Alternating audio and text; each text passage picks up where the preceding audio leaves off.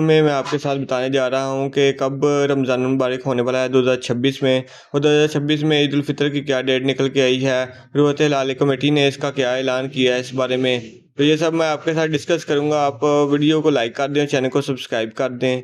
तो दोस्तों, जैसे कि आपको पता है कि पिछली दफ़ा जो रमज़ान था वो तकरीबन 28 फरवरी से शुरू स्टार्ट हुआ था और ये तकरीबन मार्च में गया था।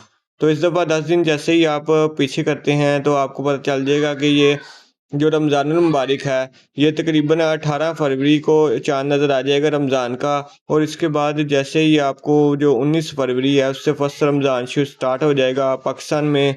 और जो ईद उल फितर की डेट आप कर लें 1 महीना आगे, तो वो भी तकरीबन मार्च में जा रहा है। तकरीबन 20 या 19 मार्च को इंशाल्लाह ईद उल फितर पाकिस्तान में मनाई जाएगी। वीडियो अच्छी लगी हो दोस्तों, वीडियो को लाइक करके अपने दोस्तों के साथ भी शेयर करें और अपने आप बहुत ख्याल रखिएगा।